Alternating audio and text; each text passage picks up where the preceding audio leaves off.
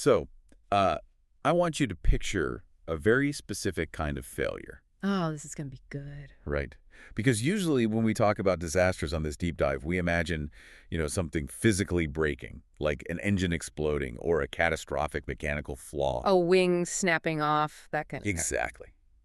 But today, we're looking at a disaster where almost every single piece of billion-dollar technology was working perfectly. And it still resulted in this massive pile of scrap metal sitting at the bottom of a freezing fjord. It really is the ultimate paradox of the modern age. I mean, you have one of the most advanced warships in the world, right? Yeah. A Fritjof Nansen-class frigate. Built to hunt submarines? Hunt subs, track supersonic missiles, survive high-intensity warfare, and yet it gets taken out by a slow-moving oil tanker on a totally calm, clear night. It sounds like a bad joke, Mm-hmm. or like a massive plot hole in a movie. But it's real. It is entirely real. This is the story of the HNoMS Helge Ingstad and the oil tanker Sola TS. Welcome back to the deep dive. Glad to be. Today we're combing through the official accident investigation reports, the court transcripts from the Norwegian legal system, maritime logs, all to figure out how this happened.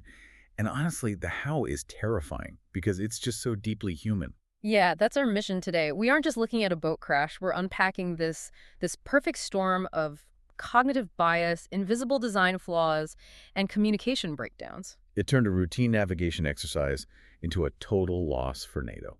A total loss. So let's set the board. We have two massive players here. First up, the victim, if we can call it that, the Helge Ingstad. Right. The pride of the Royal Norwegian Navy. She's 134 meters long, valued at nearly 5 billion Norwegian kroner, just unequipped. Which is astronomical. And much, much more once you add all the weapon systems. She had just finished this massive NATO exercise called Trident Juncture. So you've got a crew of 137 people, highly trained, coming off a really high-tempo operation. And she's fast.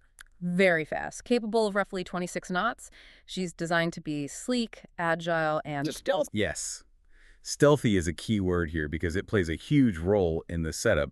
They weren't just sailing normally. No, they were navigating the Hjeltefjorden, which is a super busy shipping lane north of Bergen. And they were doing it in what's called passive mode. Meaning they had their AIs switched off. AIS being the automatic identification system. Right. Think of AIS as like a digital name tag. Every commercial ship broadcasts its name, speed, heading, position to everyone else. It pops up on digital charts. But the Helge Ingstad turned that transmit function off. For training purposes, they wanted to practice navigating without giving away their position, just like they would in an actual war zone. So they can see everyone else on their screens, but to the digital systems of the other ships, the frigate is effectively a ghost. To the digital systems, yes. Right. I mean, they still show up as a blip on raw radar, but there's no data attached, no name, just this anonymous echo moving through the dark. Okay, so we have a ghost ship doing 17 knots through a busy fjord.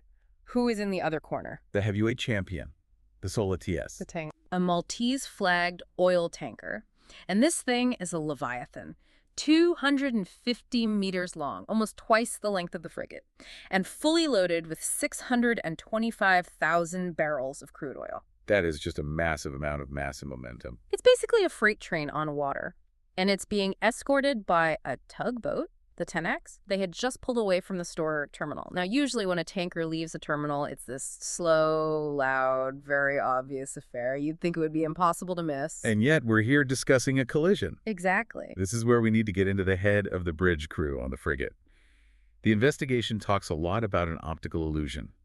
How do you get an optical illusion with a giant lit-up tanker? This is the psychological pivot point of the whole disaster. The Sola TS had left the dock, right? But the crew hadn't turned off their deck floodlights yet. These are incredibly bright industrial halogen lights used to illuminate the work deck so the crew can see what they're doing while leaving port. Okay, but it's super bright. Shouldn't that make it easier to see? You would think so. But from the angle the Helge Ingstad was approaching, those bright deck lights totally drowned out the tanker's navigation light. The red and green ones. Right, the lights that actually tell you which way a ship is moving. Ugh. Even worse, the tanker was still physically very close to the terminal it just left. Ah, I see where this is going. The terminal has lights, too. The stir terminal is lit up like a Christmas tree. So when the crew on the frigate looked out the window, they didn't see a ship moving toward them. They saw a cluster of bright lights that blended perfectly with the background lights of the terminal. Object constancy. Their brains just decided that is a stationary object. Precisely. They identified the tanker as part of the dock. They thought they were looking at a stationary extension of the land. And once that mental model locks in, it becomes incredibly hard to break. But wait, there are other safeguards. What about the traffic control center? The fjord TS. They're watching the screens, right? Like the air traffic controllers of the sea. They are. But remember that AIS issue? The passive mode? Right. The traffic controller sees a blip on his radar moving south. But because the frigate isn't broadcasting its ID, he has no idea it's a warship. He doesn't know it's the Helge Ingstad. So the frigate thinks the tanker is a dock. The tanker sees a blip but doesn't know what it is. And traffic control's looking at an anonymous echo. Everyone is operating in this fog of partial information. And the clock is ticking. We can actually trace the radio logs, the VHF recordings, and it is just agonizing to listen to. What happens? About 3 minutes before impact, the Sola TS pilot calls up traffic control. He sees this fast-moving echo on his radar coming straight at him. He asks, "Who is this ship coming towards me?" A totally reasonable question. What does Fedji say? The traffic controller says, "I don't know." Wow. He literally couldn't identify the target initially. That has to be chilling for the tanker pilot. You have a collision course target, and the authorities don't even know who it is. So the tanker tries to signal physically. They use an Aldous lamp, which is a powerful Morse signal lamp, and they flash it directly at the bridge of the oncoming frigate. Like flashing your high beams on the highway to say, hey, wake up. Exactly. But think about the confirmation bias we just talked about. The frigate crew thinks they're looking at the terminal.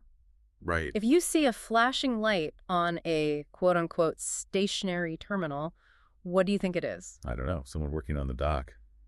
A flickering floodlight. Exactly. They didn't interpret it as a warning signal. They interpreted it as background noise that just fit their existing theory. This is the danger of a strong mental model. It just filters out everything that contradicts it. So at some point, they must have gotten on the radio. They did, but it was too late and way too confused. The traffic center finally deduced it might be the Helge Ingstad. So the pilot on the tanker gets on the radio. He is very clear. He says, "Turn starboard immediately." Very right. Get out of the way. Standard evasion. And the officer of the watch on the Helge Ingstad replies, "No."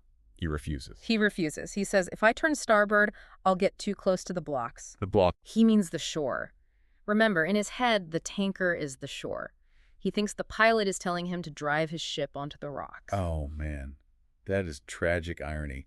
The move that would save them is the one move he thinks will destroy them. He actually says they will wait to turn until they have passed the object. He thinks he can squeeze between the object and his port side. He doesn't realize the object is moving toward him at 7 knots, and he's closing at 17 knots. That's a closing speed of almost 25 knots. And then impact, 4:01 a.m. And it wasn't a head-on crash. It was a sideswipe, which in maritime terms is often way worse. Why is a sideswipe worse? Because the tanker has these massive steel protrusions on the bow called anchor cleats. They're basically giant steel horns. And against the sleek steel of a frigate. It acted like a giant can opener. It caught the starboard side of the Helge Ingstad and tore a 45-meter-long gash right along the hull. 45 meters. It shredded the side of the ship, opening up the crew quarters, the canteen, and critically, the generator room. What about the tanker? Barely scratched. Just kidding. Some paint scraping, minor bow damage. It's a double-hulled super tanker. It barely felt it, but the frigate spun out of control. They lost steering, lost engine power. Okay, but here's where I get confused. This is a warship. It's designed to take a missile hit. It has watertight compartments, bulkheads. It's like an ice cube tray, right? Okay. If you puncture one cube, the others stay dry. Why did a single gash sink the whole ship? This is where the story shifts from human error to an incredible engineering failure. And this is the part that triggered massive lawsuits later on. Theoretically, the Helge Ingstad was designed to survive flooding in any 2 watertight compartments. Okay. The collision opened up 2 or 3. It really should have floated. But it didn't. No. Yeah. And the reason was hidden deep inside the mechanics of the ship, the propeller shafts, But shaft. the long tubes connecting the engines to the propellers at the back. On this specific class of ship, those shafts were hollow. Hollow. Why does that matter? Well, the collision flooded the generator room. The propeller shafts ran right through that room. The water filled the room, found its way into those hollow shafts, and used them like a secret tunnel. Wait, you mean The water traveled inside the spinning shafts? Inside the shafts, it bypassed the watertight bulkheads completely and just poured out into the gear room and the engine rooms further back in the ship. So the bulkheads were doing their job holding the water back, but the water just went straight through the pipes running through the bulkheads. Exactly. It completely defeated the entire compartmentalization strategy. Suddenly, the crew wasn't fighting a localized flood. Water was appearing in rooms that hadn't even been touched by the collision. That sounds like a catastrophic design oversight. The investigation board certainly thought so. They called it a critical safety issue not just for the ship, but for the entire class of frigates. But we can't lay it all on the design either. There is total chaos on board. The human element again. Right. As the ship was flooding, the crew evacuated. And in the panic, and keep in mind, it was pitch black, freezing water, screaming metal everywhere. They didn't close all the watertight doors and hatches behind them. They left the doors open. Several of them. The investigation found that progressive flooding occurred through hatches left open during the evacuation. So you had water tunneling through the shafts from below and water spreading through open doors from above. The ship just didn't stand a chance. But the captain did try to save it, though. I remember seeing photos of the ship up against the rocks. Yeah, he made a split-second decision to run the ship aground. He pushed it onto the rocky shore to literally stop it from sinking into the deep water of the fjord. And for a few days, it just sat there, leaning precariously. It became this massive public spectacle. And this leads us to the salvage operation, which, from the reports, sounds like it was a disaster in its own right. It was a slow-motion car crash. You have a multi-billion kroner asset teetering on the rocks. The Navy and salvage crews rushed in. They tried to secure the frigate to the shore using heavy steel cables to pin it in place. Secure it so it wouldn't slide down the underwater slope. Exactly. But this operation was heavily criticized. The Green Warriors of Norway, which is an environmental group, were watching closely. They publicly called the cables sewing thread. Sewing thread. That is not what you want to hear about the gear holding up a billion-dollar warship. Were they right? Tragically, yes. On the morning of November 13th, so a few days after the crash, the cable started to smoke. Smoke from the tension. Friction and tension. And then snap. One by one, the cables burst. The ship slid down the embankment and sank almost completely underwater. Only the very top of the radar tower was left sticking out of the fjord. That image is seared into my brain. A top-tier NATO asset, totally submerged in freezing water. They did eventually raise it, though. They brought in these massive crane ships, the Gulliver and the Rambiz. They lifted it out and barged it to a naval base.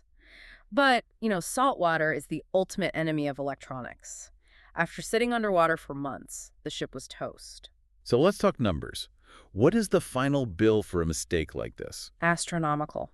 When they finally assessed the damage, the repair estimate came in between 12 and 14 billion Norwegian kroner. Yeah, and what's the cost of a new ship? About 11 to 13 billion. So it was literally cheaper to buy a brand new destroyer than to fix the wet one. Correct. The Ministry of Defense declared it a total loss. They stripped it for spare parts and sold the metal for scrap.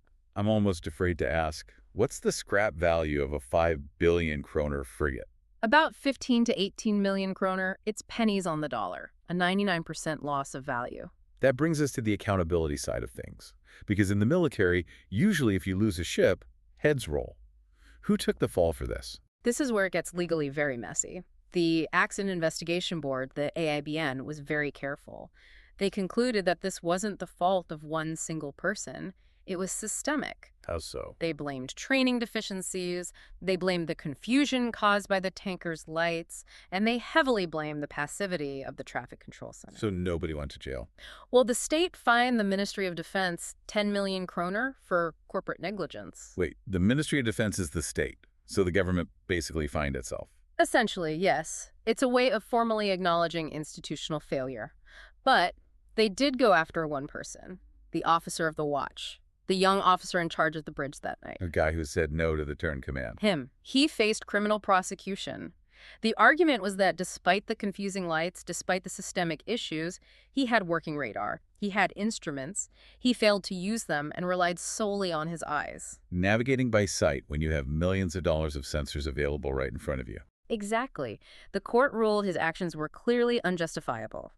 He was sentenced to 60 days of suspended imprisonment. He appealed, but as of late 2023, that sentence was upheld.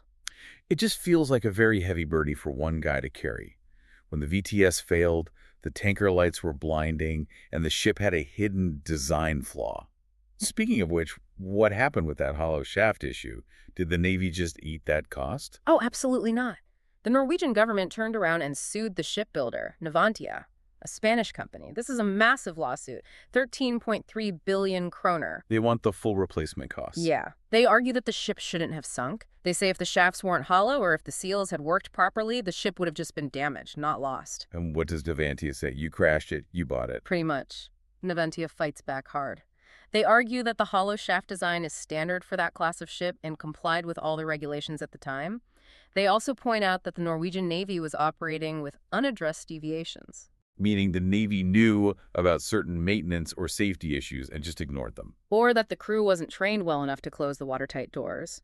Navantia's stance is essentially, you drove it into a tanker, you left the doors open, and now you want us to pay for it.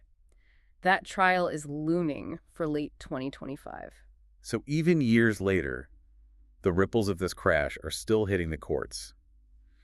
It's fascinating because it starts with such a simple thing, a light that was too bright, and it ends with international litigation. It really exposes the fragility of these high-tech systems we rely on. We surround ourselves with radar, AIS, collision warnings, automated barriers. But in the end, the safety of that billion-dollar vessel came down to a 20-something-year-old looking out a window and seeing what he expected to see rather than what was actually there. Confirmation bias. It's the bug in the human operating system that no amount of technology seems to fix. And that actually brings us to the scariest statistic from the report. They found that out of 88 identified safety barriers that should have prevented this accident, 53 were violated or failed. 53 out of 88. Yeah. That is a staggering failure rate. It's not even a Swiss cheese model anymore. It's just a giant hole. It is. And it leaves us with a provocative thought for everyone listening to mull over. We live in a world where our cars brake for us, our planes practically fly themselves, and our ships have digital eyes. But does that safety net actually make us less safe? Because we stopped looking. Because we outsource our survival instinct to the machine. The crew of the Helge Ingstad assumed the system would catch them. They assumed if there was a real threat, the radar would scream or the VTS would call. They stopped actively interrogating reality. That is a thought that will keep me up at night. Are we asleep at the wheel because we think the car is driving itself? A huge thank you to our expert for walking us through this incredible, expensive, and really tragic story today. Thank you. It's a lesson definitely worth learning. And thank you to everyone for listening to this deep dive into the Helge Ingstad collision. Stay curious, stay skeptical, and always double-check what you see out the window. We'll see you on the next deep dive.